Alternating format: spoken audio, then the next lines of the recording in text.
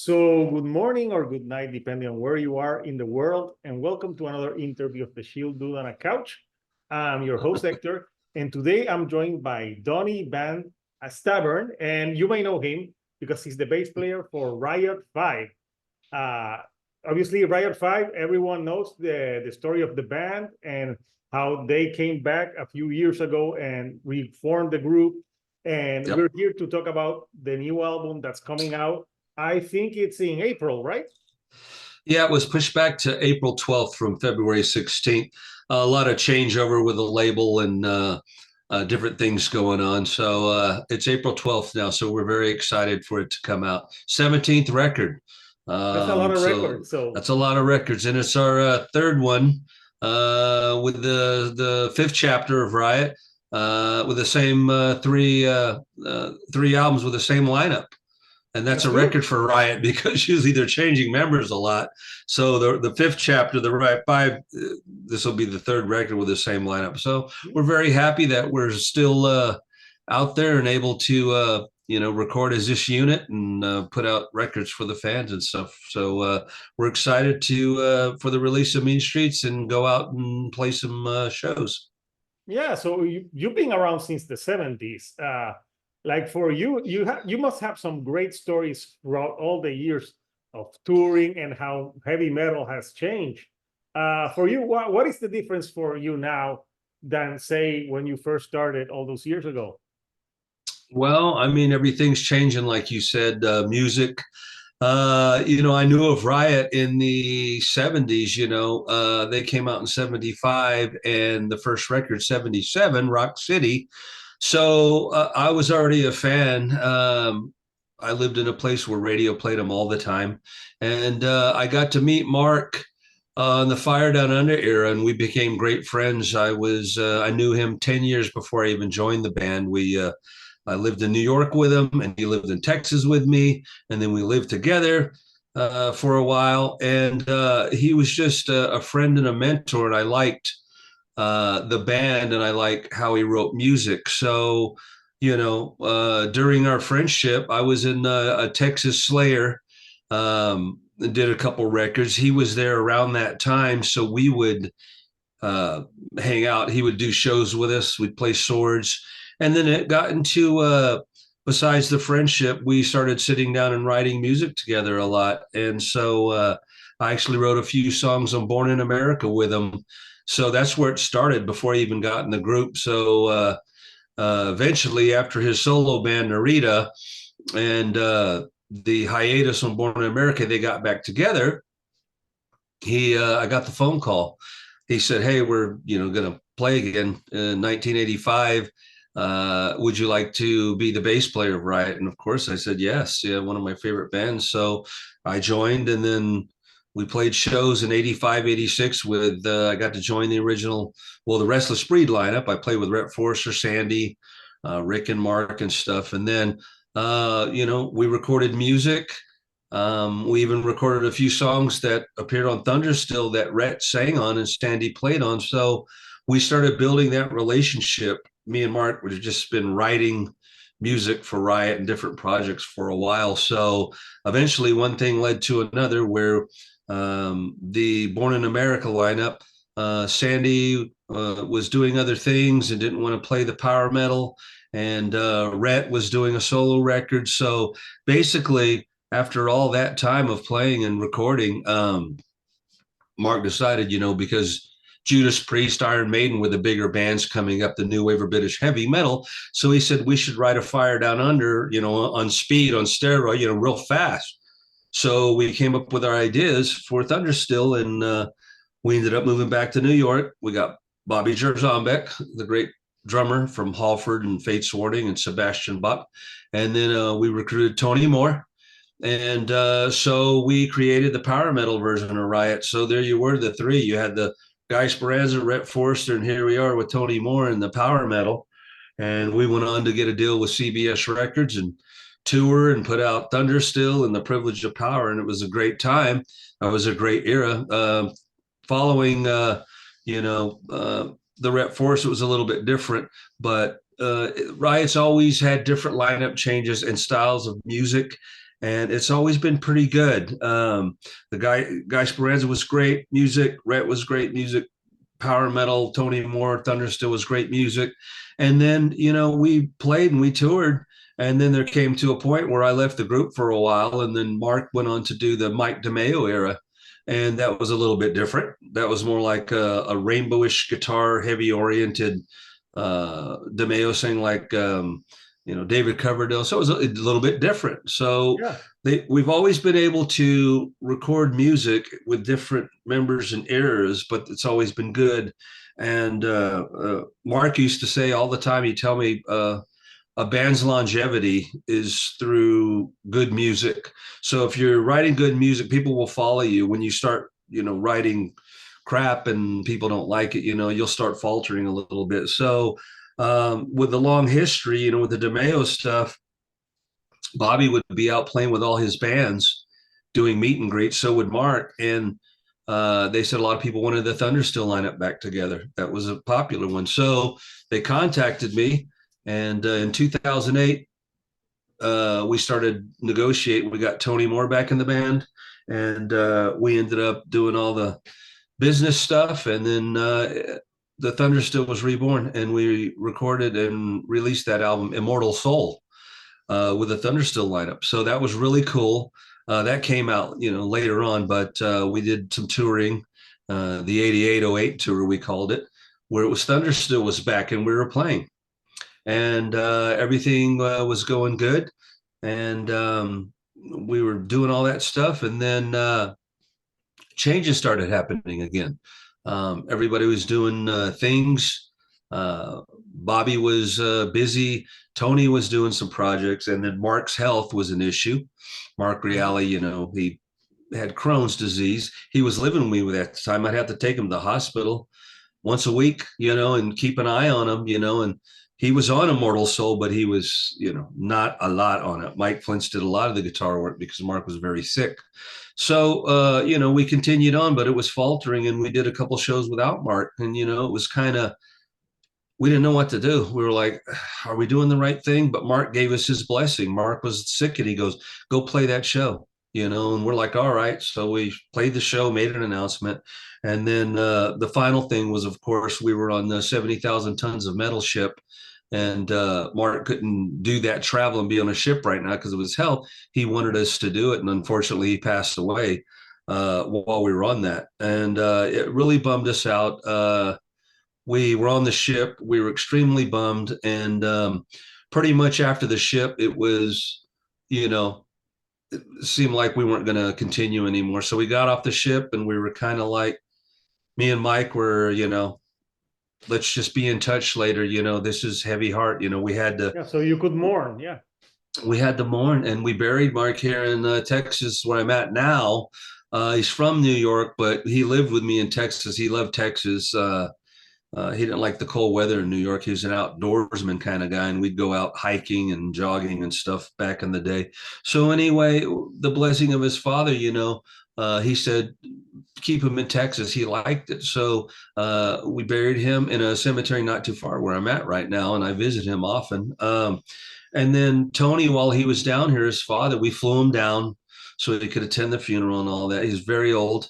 So we talked to him, and he just told us, don't bury the music with my son, because that's the only memory we have and the fans have is his music. So we thought that was really cool and smart. And we're going, man, you know what? Yeah. So at that time, kind of put a light in there, but Mike was still real jaded about it, didn't know. And so we talked about how to continue the right way without being one of those bands that continue the wrong way.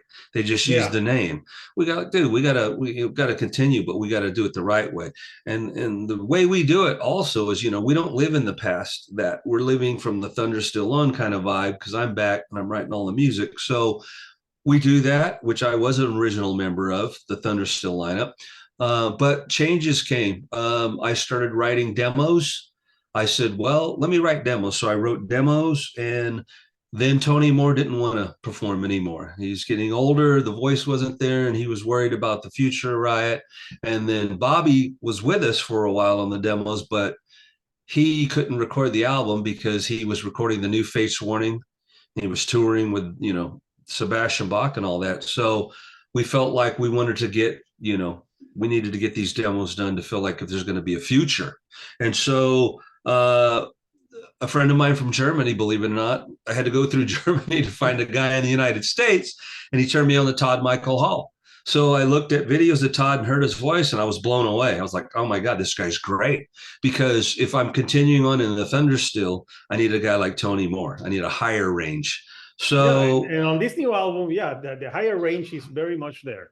yes, he's got that great, high range. So he sang on the demos. And so these demos I took and I gave them to the record label because technically, even though Mark died, we were still under contract for another record. So I gave them the demos and they were worried about it. But when I gave them the demos, they were floored. They said, this is great. This sounds great. We'd like to continue. Let's do it in a good way. So I said, okay. And then so at that time, we started having to build the fifth chapter, if you will, with Todd Michael Hall being the fifth vocalist. That's why I kind of named it. People think it's a V for like Riot V or Riot Van Stavern. And I'm like, no, it's a Roman numeral V for 5. And we are still Riot, but we call it the fifth chapter because in some markets, like when we play Japan, they don't want anything on it. They're like, you're Riot. You always been Riot. Some other markets, so we just do it out of respect. So we started moving forward, and we got Frank Gilchrist, who was in Virgin Still and Liege Lord. He played on a Riot record, Army of One, so he was family. So we recruited him to replace Bobby. And then, of course, another second guitar player. We got the young Nick Lee. He was a student of Mike's, and he taught at Mike's guitar school. Mike has a guitar school in New York. And so Nick worked out because he was young, but he had the old school feel and sound, so he fit right in. So this whole lineup, when we went from the demos to recording Unleash the Fire for real, we were like, it sounds great. This is a great lineup. So we recorded the record. Steamhammer was real happy with it.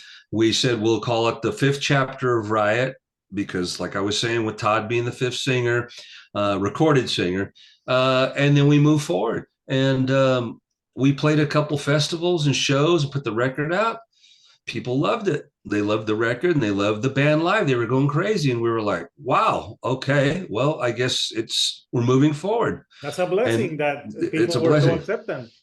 Oh, it was great. We were enamored, it was just great because we've always treated Riot as a passion, especially me and Mike. We've been in the band, 35 plus years. So it's we've never been the huge Metallica or a huge, we've always been a mid-sized band. So, sometimes there's money, sometimes there's not, but we've never been in it for the money. Obviously we'd like to make some, but, we'll make some here and there, but it's kind of a passion and continuing on for the legacy because, it's just something we like and we made a promise. So next record, the giant Nuclear Blast, the biggest metal label, picked us up, said, we love what you're doing. We want to put out your next record. So we put out the next record with them, and it was Armor of Light.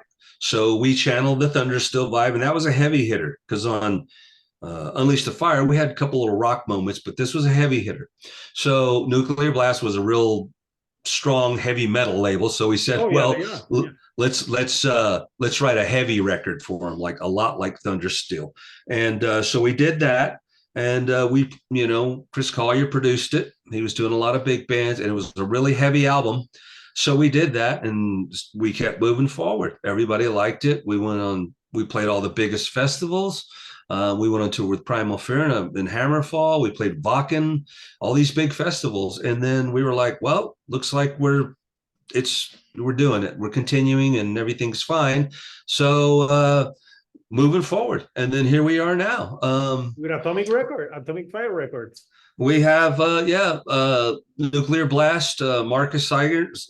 They decided to do like an offshoot label from, he created Nuclear Blast, so he created Atomic Fire. And so we had the option to stay with Nuclear Blast or move, and there was no legal, because they were all friends. They're like, whatever you want to do. But we felt like Marcus was moving to Atomic Fire, and they were our team at Nuclear Blast, our A&R department, all that. They loved Riot, knew how to push it. So we said we should go with our team. And then, we went with them, and it's a great label. And now Reigning Phoenix is involved, which is another big one.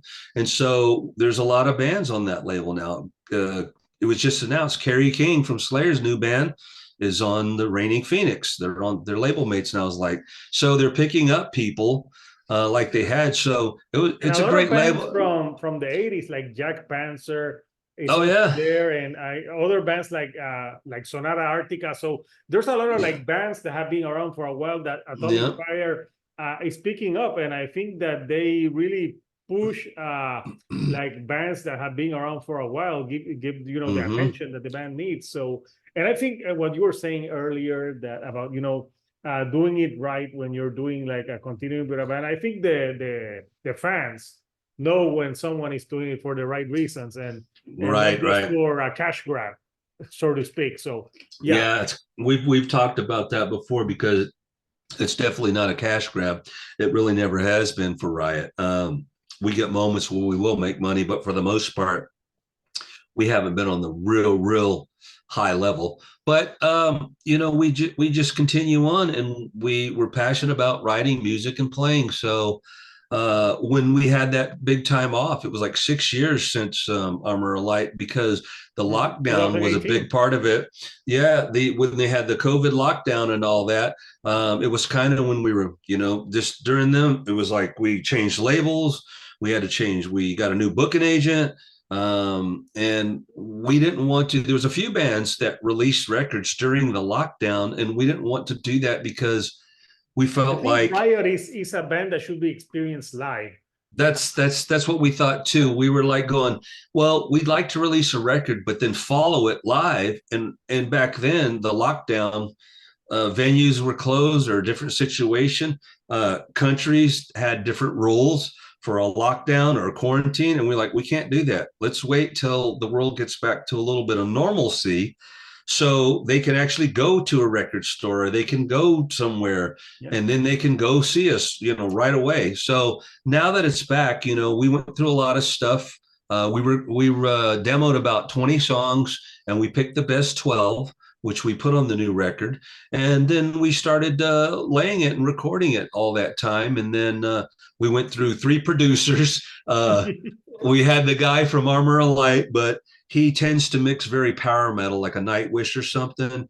And the label said, let's focus on like, the Riot, the power metal Riot, not too much of the real slick sampled stuff like you did on Armor of Light. So we got a second producer, these 2 guys in New York, and we liked them, but it still wasn't the sound we were looking for.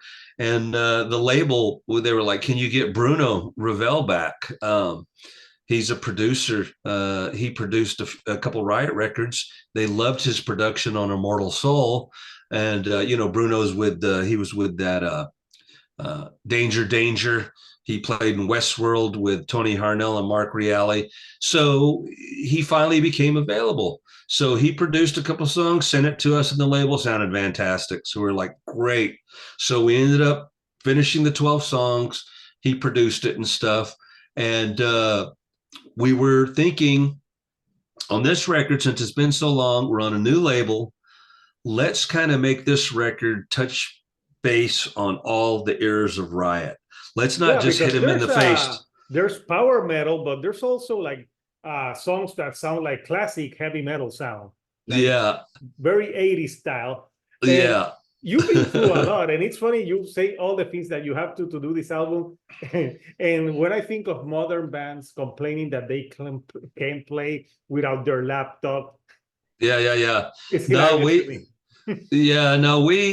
Riot's always been a hard rocking band. We've never, we play live. That's us. We don't be like, oh my God, my laptop is down. I can't play. We've never done that. We've always been a live band, and what you see is what you get. You pay money, you hear a real band, and that's what we take pride in. And this new band, as a matter of fact, the fifth chapter, I mean, it's just great. I haven't played with, these kind of musicians in quite some time, and they're just great. Any ideas I have when I demoed my stuff for the new record, Mean Streets, I always demo them full. I drum machine, I play bass. I'm a guitar player too. I play all the dual leads, guitars, and I send them to them, and they put their magic on it. Because you write Frank, the lyrics. I write the lyrics to all my songs. I'm a lyricist. Mike, he doesn't write lyrics, so he writes music, and then Todd will write the lyrics to his songs. And even Frank wrote some lyrics to a couple of Mike's songs too this time. But we still go back and forth with ideas for each other, and Bruno does it too, for harmonies, cut parts out, make it sound bigger, make it sound stronger. So when I started writing music, I said, I'm gonna make a wide range of the career of Riot. So I wrote stuff like I did on Thunderstill, the title track. Not the title, but the opening track, "Hell to the Warriors." I felt like, let's hit them hard, Yeah, that's the album opener. It's good, and you have two singles already out. You had first you released High Noon, and then Feel the Fire, and both they're all very energetic. This is a very energetic record. There's a few. I think there's like one or two like more power ballady type of sons, but they're in the middle of the record. But it's mostly like a high pace record. I think, if I'm not mistaken, I think the ballads, is it Before This Time and Lost Dreams? Yeah. Hard to remember. Mm-hmm. Well, what those songs, when we write, me and Mike usually write all the songs, and I have more of my Thunderstill vibe, hard rock, power metal from the years, and Mike tends to write his era with Mike DeMeo. And they were more like a rainbow, Yngwie-ish guitar dominant bands, and real poppy and melodies like that, and so he tends to write that. So he writes that stuff. So when I came back, I wrote the opening track, and then I wrote the next one. I said, well, I'm going to hit them hard with "Hell to the Warriors," but then I'm going to freak them out. I'm going to make an old school Judas Priest, Led Zeppelin hard rock song, like a little grinder, a little Zeppelin riff, and then like when I wrote "Buried Alive" on Thunderstill, and then Todd would sing like a Tony Harnell or one of those, the guy from Stryper, Michael Sweet and stuff. Like I said, let's hit them like that. It's a little different. We're going old school. So you get the power metal, then you get a rock song, and then right after those two, we put in one of Mike's songs, "Love Beyond the Grave," and it was just boom. That's a good one. We all pitched in on that. Todd wrote lyrics. Frank wrote lyrics. I wrote the chorus, the chant, "Love Beyond the Grave." I wrote that. So that was everybody. And then it's like a love that never dies. Yes. It's Mark, "I Love Beyond the Grave." But, and then we hit them with "High Noon." I wrote "High Noon," and I felt like writing a song that would have been on "Privilege of Power," real fast. And then I wrote lyrics like Mark loved writing Western lyrics like "Outlaw," "Restless Breed," "Gunfighter." He was into Westerns. So I said, you know what? I'm going to write the music heavy, but I'm going to write lyrics for Mark. So I called it "High Noon," about Western and stuff like that. So it was kind of cool. So you're intertwining that. And then, you got Mike doing "Higher," "The Open Road," his style. It's different. Then I go in there with a title track that I wrote lyrics and music, "Mean Streets," and I did that. So we're trying to make a variety so people have different styles, songs they like. Yeah, because and I think it sounds good. A record that sounds the same.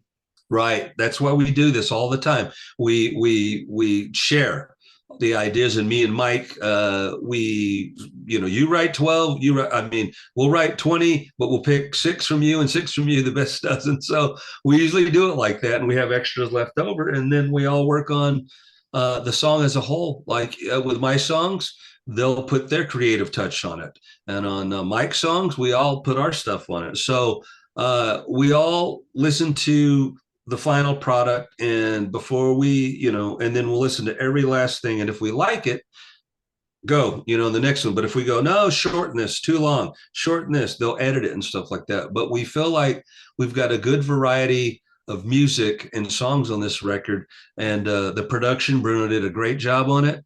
And, I just think some of the songs on here have all the elements of the eras of Riot, the hard rock early years, the rainbowy years, the power metal years. So I even wrote a song called Lean Into It.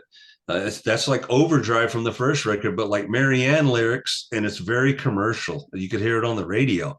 Todd wrote the lyrics. But that's not bad. People hear commercial, that's not bad to have a song. It's good to have that song that can be played on the radio and more people can get into it. So I want to show the artwork for Mean Streets. Yeah, of course. It's really cool. Obviously, we have the seal. It has to be there. And what I like about your album covers is that you can tell it's fun heavy metal. Yes, it's all about having fun, because I think somehow heavy metal, in the recent years, it's become sometimes too serious. Right. That it's so gleam all the time. So I think me growing up at the beginning of the 90s and 80s, I remember Van Halen, AC/DC, all those bands that were fun. So I think it's not that every band needs to be this way, but I think it's good balance to have fun music also, because everything can be doom and gloom all the time. Yeah, we've always been like that, and we grew up with those kind of bands, and it's entertainment. You want to entertain live, on records, visually, and our little character, the Seal, Johnny, the Mighty Tio, he's been with the band since Rock City. And it's just carried along. He's not like Eddie the Head or Rivet Head from Megadeth or Iron Maiden. He's just this little Seal character that has stuck with us. So throughout the years, people just associate. Some of our covers aren't so good, but the music is great. So we kind of get a kick out of the little character. So we wanted to continue, and people dress up as him at our concerts, and so that must be hilarious, seeing people dressed up as seals at your concerts. It's awesome, and then in Japan we have a lot of people in the audience with the mask. We bring them on stage, and it's one of them things where they associate the Seal with Riot through all the years. He was on the very first record, and now he's about to be on the 17th record.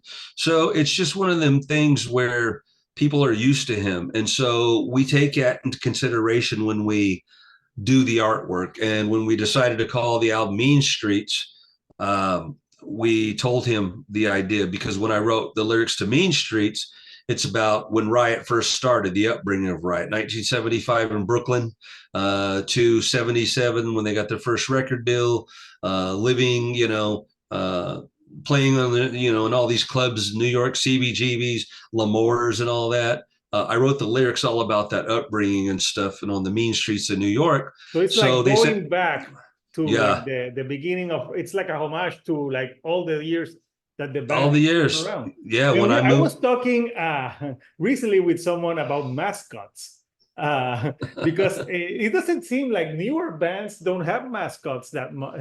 It's something that in the 80s, it was almost every band had mascots. It was like a thing. I think it died out a little bit. It did. It died out, but like you said, it's fun and it's entertaining. You get a kick out of it. And I remember the first time I bought a Iron Maiden record is because when I saw the first record with Eddie the Head on it, I was just like, holy cow, this is incredible. It's heavy looking, their logo, the whole 9 yards. And then you end up listening to it, you're going like, it's a mascot, but they go on. And I mean, Eddie has been like a member of the band since the beginning of Iron Maiden. He's still there on stage with them. You can't go to an Iron Maiden show and not have Eddie pop out. Of course. And so with Riot, even in some markets we still have those masks we got. So we'll have them come out every now and then. But it's just one of them things. It's been our guy. So when we did the album cover, the artist knew. We said, hey, we want something to do with the mean streets of New York City. So he came up with the Seals on motorcycles. So we were like, that's great, and then we have our first female hot babe seal Oh riding on yeah, the back, with her chichi hanging out, and we're going yeah. like, I was gonna ask you, but I'm like, is that a new Sipple that I just saw there? it looks metal. When he made it, he goes, Yeah, "Well, it looks it it's looks metal." metal. Yeah, she's wearing metal and she's a seal. So we said, okay, and then we made him do the typical a seal with a sword and then a seal with a tequila sword, on the bike. So you get the whole swords and tequila motorcycle vibe and all that. So when he presented it to us, we loved it. We got a kick. We got smiled and we said, this is great. It's like you said, it's kind of funny, but it's kind of cool. It's Riot with the seal It's again. gonna make So for great T-shirts. oh yeah. We already have some made like that, and other ones coming. So we like the album cover. So we feel like we're continuing on with the vibe and with the song that covers all eras. And Eddie, Johnny's back, and it's great. But it's So good times. It's a good time for Riot to be back, and all those years touring. When you have your concerts now, I'm guessing you're having people of like every age group, like oh yeah, maybe fathers with their sons. How yeah. cool is that? That's awesome. Because when the parents come and bring their kids, it's cool. They're raising them, listen to cool, heavy rock and roll, and we need that now because a lot of people in the world, especially the United States now, I mean, they're being raised on Taylor Swift and pop music and pop country and pop rap. I'm going like, what happened to the rock? I mean, it's like, bring back, that. So it's nice when there's people are still trying to give it to their generations down to come up. We enjoy that. And when we're at meet and greets, the kid will walk up. He'll have the newer stuff and we'll sign it. And some of them don't even know of the past. We'll be like, do you realize there's like, a dozen records before these three? And they're like, no. We're like, and then some only know Thunderstill. I said, no, no, no. There is 5 records before Thunderstill. And they're like, And it's a wow. good thing that you're a nice guy because it would have been like someone from a band that would have been like a dick. They would have said like, "Oh no, you're not a true fan or anything." But if they're that Yeah. young, they're not gonna know unless they Yeah, look it up. the younger don't go so hard back, far back, and then some people, they have their own special eras. Some people like the more hard rock, some people like the power metal. So you'll get opinions all the way. Someone will go, "Feel the Fire, it's good, but it's slow. I want the fast stuff." And some people will go, "Oh, I'm glad they're playing rock and roll again." So you just get mixed, but for the most part. Thankfully, all the reviews have been positive for the video for High Noon and then Feel the Fire. People, they seem to dig what we're doing. So we're happy about that. And all generations, young, the younger crowd coming up. That's another reason why we started writing, a little bit different to maybe grab some people that not real familiar, Feel the Fire is different. We're featuring a hot model in it, dancing around. I mean, they had this whole concept. They said, let's do Feel the Fire because the lyrics are about a obsessed, fire-driven relationship between a man and woman. So they hired Tom Flynn, the director producer who did Lamb of God, Buck Cherry, some Saw, the movie Saw stuff. He was really good, and we went up there. He didn't want a green screen. He wanted us to be live, like they shot videos. And so we went to this big sound stage in New Jersey, and he said, "I'm going to use fire, lights." And then I hired out Miss Pennsylvania, this young girl, Olivia Walsh, who was Miss Pennsylvania for something, and she's dancing around. They said, let's just give them a heavy video with you guys rocking out and a babe walking around, like the old cherry pie vibe, and this will be a new flair for Riot, And so we were like, okay, let's give it a spin. Let's see if it works, I mean, can't go wrong with a good song and a babe. So far it's been okay, You never know, but yeah, You never know, but it I mean, depends on who you ask. But yeah, yeah, it's good to have that type of like metal and rock back. yeah, And you sounding great. yeah, Because there's some bands that are from the 80s. I don't want to name names, but they're not sounding great, and they keep going. but yeah. but That's you why guys are that's sounding good. And plus, you never signed a contract that you were going to retire. Oh my God, I said it. I Oh just yeah, named the yeah, yeah. band without naming Well, the band. well, Bark used to say, the longevity of a band is through good music, and he's Yeah. right. If you keep putting out kind of quality stuff, people are going to listen. But when you start releasing crap and stuff that's not catchy, you're going to lose some people. Some bands are guilty of that, but we feel like that's why we're able to continue, because we're still putting out decent music, and there's people out there for it. So uh and that being said, we're going to continue as long as we can. I just turned 61 like a few weeks ago. I'm getting old, Wow. You but look great for 61.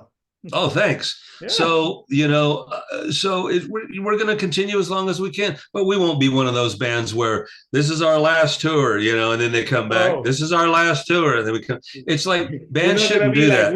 we are retiring, but we are coming back as avatars. I think sometimes it could be a cash grab.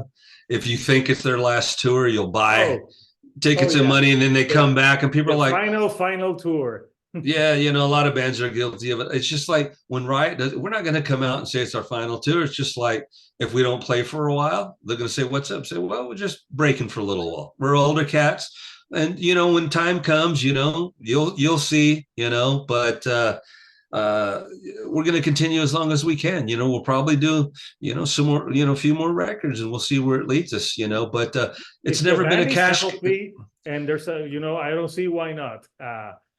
It hadn't been a cash grab, so it's not about that. If it was about not making money, we wouldn't be doing it.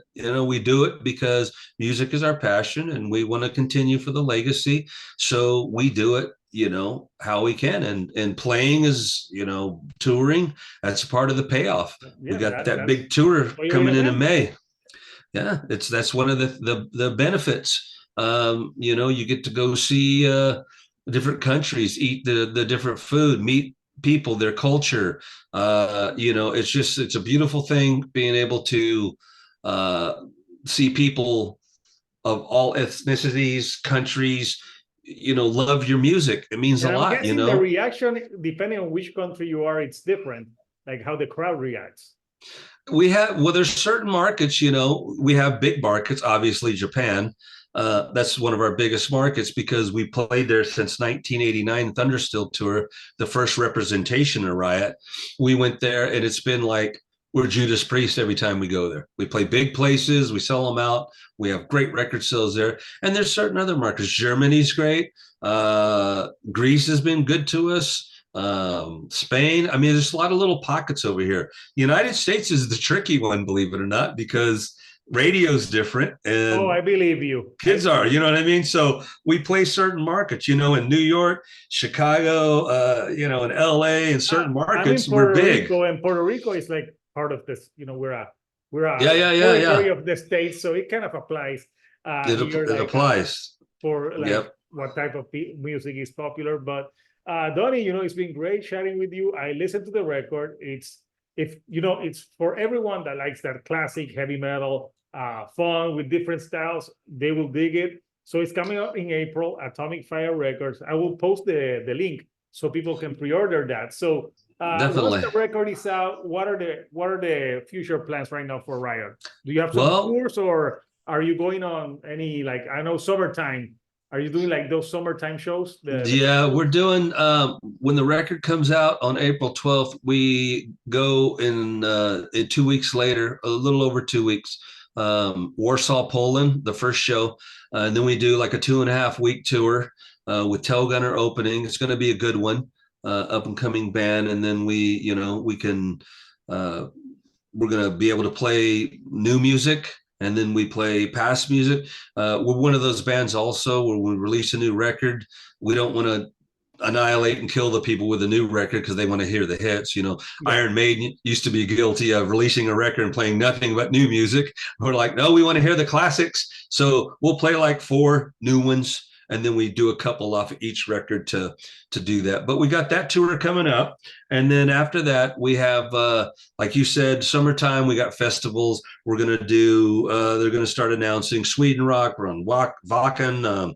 All these festivals. We're on Rock Hard, and then in July we go to Japan and working on Australia, South America in September, and we some more October dates in Europe, and then in between all those, they're going to start booking United States because, like I said, here for a band like Riot in the United States, it's not like Europe where we can do a full blown tour. If we go out with somebody, like if it's Megadeth and Riot or Testament and Riot or something, then we do the tour buses, we do a strict tour. But if it's just us, there's some markets, that, how the type of band we are. So what we'll do is we'll fly in and do Thursday, Friday, Saturday, Sunday, go back, go to another market next week, Thursday, you know what I'm saying? We have to do it strategically because after the lockdown, a lot of promoters, they don't have the money anymore and the crowd still, but it's getting back to normal, see a little bit. So we should still be busy this year with a lot of tours and festival appearances. And so we're just hoping that, the outlook is great for Riot like it has been, three new Riot 5 records with the same lineup, which is a record. Riot's never done that. We've had so many changes. So we're moving forward for the legacy, and we appreciate. Fingers crossed, and the legacy keeps moving. Let's hope people like it. Yeah, we're trying to, and hopefully everybody likes the music. I think this album represents something everybody should like. So hopefully, I hope you like it. No, I did enjoy it. I listened to it. I like I like fun records. I like every type of like metal. But like if I'm feeling like down or something, I don't want to listen to black metal or something depressive. I want to listen to something that right picks me up, and that Riot does that. So Donnie, I want to thank you obviously for joining me today on my couch. Means a lot. Obviously, when I saw the interview with the band, like obviously classic heavy metal band. I was in a concert Saturday. And I told a buddy of mine that he's old school. He loves old school, but I'm like, oh, I'm still reading Don from Riot, and he's like, that's a huge band. He was like so excited. Yeah, we've been around for a long time. Like I said, next year, 2025 will be 50th anniversary of Riot. So we're planning on trying to do something. Maybe some old music, and maybe get Rick and some old members to record. It's a big milestone for the band, so we'll have to see what we do. It should be, and I'm telling you, Donnie, if when I'm 61, I have all the energy that you have, I'm gonna be happy because that's the deal. You don't. It's not age is a number. It's not getting old. It's staying young. This definitely keeps me young. I mean, I'm older. I don't feel, the same a lot, but I can still drink tequila. I can still play the bass. So it's something's working. That's my vaccine, Jose Cuervo. That's all that matters. So that's all that matters, man. So Donnie, thank you for meeting me, and people. Thank you. Riot record is gonna be out on April. Get it. So until next time, people. This is Hector, the Shield Dude on a couch. And I'll see you all right here on the couch. Thank you and goodbye.